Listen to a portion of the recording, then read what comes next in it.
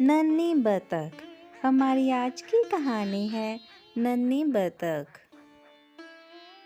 भले लोग अपनी बार बार की भलाई के साथ बुरे लोगों को भी भले बनने का स्नेह देते हैं। बुराई को अच्छाई में बदलने की इस कहानी को जरा गौर से सुनिए और समझिए।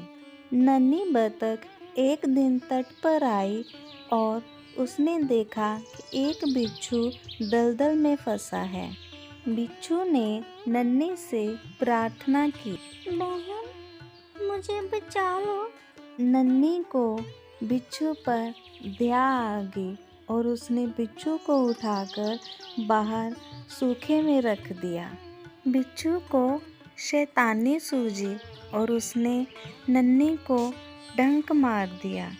नन्ही पीड़ा से तड़प उठी और उसने बिच्छू से पूछा, क्यों भाई, मुझे तुमने क्यों डंक मारा? क्या करूं? डंक मारना मेरा स्वभाव है। तुम अपनी गंदी आदत छोड़ दो, नहीं तो कोई मुसीबत में भी तुम्हारी मदद नहीं करेगा। बिच्छू उसकी बात अनसुनी कर आगे बढ़ गया।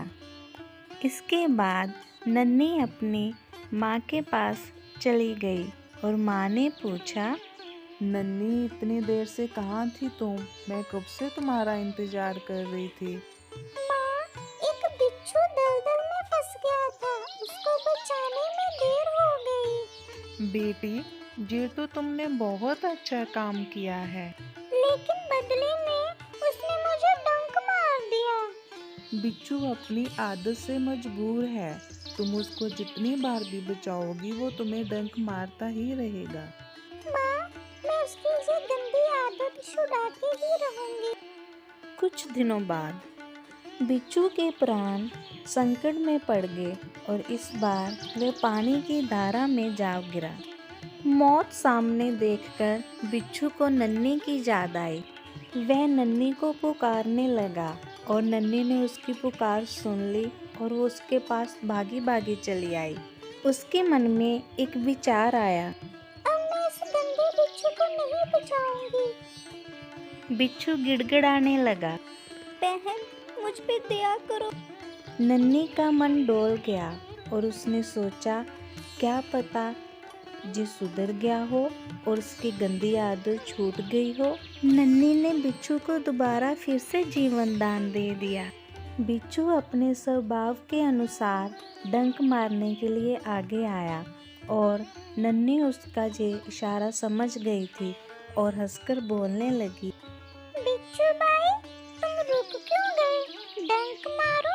बिच्छू शर्म से पानी पानी हो गया और बोला, बहन, मैंने हमेशा तुम्हारे साथ विश्वासघात किया है, तुमने फिर भी मेरी मदद की है। नन्ही बोली, भला मैं अपनी अच्छी आदत क्यों छोड़ूं? मुसीबत में पड़े को बार बार बचाना मेरा काम है। तुम्हारा काम डंक मारना है। मारते रहो, देखती हूँ कब तक ऐसा करते हो। बिच्छू पछतावे से भर गया और बोला, नन्ही बहन, मैं तुमसे वादा करता हूँ कि मैं अब किसी के साथ विश्वासघात नहीं करूँगा और मैं अपनी गंदी आदत छोड़ दूँगा। नन्ही खुश होकर नदी में चली गई। माँ ने आज फिर पूछा, बेटी, आज तुमने फिर से देर कर दी। नन्ही ने पूरी घटना अपनी माँ को बता दी। नन्ही की माँ बहुत खुश हुई और बोली, अच्छे लोग अपनी बार बार की अच्छाई से इसी तरह बुरे लोगों को अच्छा बना देते हैं।